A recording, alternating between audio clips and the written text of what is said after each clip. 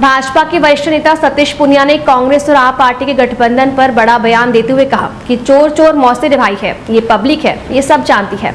आम आदमी पार्टी और कांग्रेस का गठबंधन तो चोर चोर मौसेरे भाई जैसा है, क्योंकि फितरत एक जैसी है, न उनकी कोई नीति है, न कोई व्यवहार है, न कोई दृष्टि है।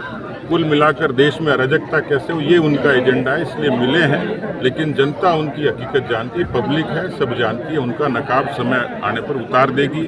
वहीं किसान आंदोलन पर भी कहा कि लोकतंत्र में अभिव्यक्ति की आजादी है, लेकिन हिंसा का लोकतंत्र में कोई स्थान नहीं है। किसान आंदोलन का प्रश्न है, मुझे लगता है कि मीडिया, सोशल मीडिया और देश में जो सच्चाई है वो सबके सामने आ गई है। इस लोकतंत्र में अभिव्यक्ति की आज़ादी जरूर है, लेकिन उसमें हिंसा का कोई स्थान नहीं है, उसमें किसी तरीके की अराजकता का स्थान नहीं है। भारत की सरकार ने एक नहीं सैकड़ों बार अनेकों तरीके से बातचीत की कोशिश भी की है, आज भी जारी है, और मुझे लगता है कि अंतिम समाधान टेबल पर और बातचीत से संभव है।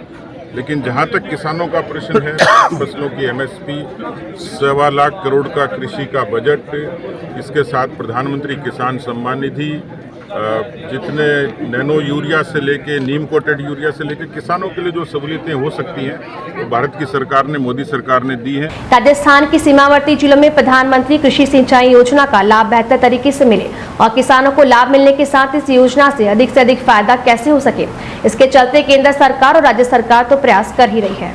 भारत में राजनीतिक चिंतक हुए थे पंडित दीनदयाल उपाध्याय। वो कहते थे हर हाथ को काम, हर पेट को रोटी और खेत को पानी। और इसलिए दुनिया में जितने नवाचार हुए खेती को लेके, सिंचाई को लेके, उसमें जो बड़ी क्रांति है वो है सिंचाई में बूंद बूंद सिंचाई, पर ड्रॉप मोर क्रॉप।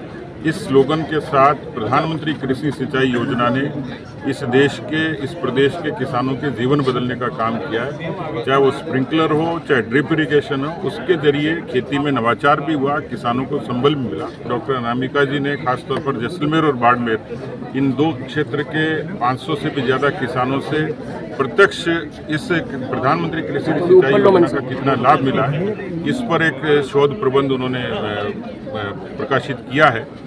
किसानों के लिए फसल बीमा योजना से लेके, क्रेडिट कार्ड से लेके, प्रधानमंत्री किसान सम्मान निधि तक का जो सफर तय करती है, और खेती का बजट 125 करोड़ का करती है। मुझे लगता है कि देश में खेती में किसानों के संबल के लिए मोदी सरकार ने जो काम किए, उसकी झलक इस संगोष्ठी में दिखी।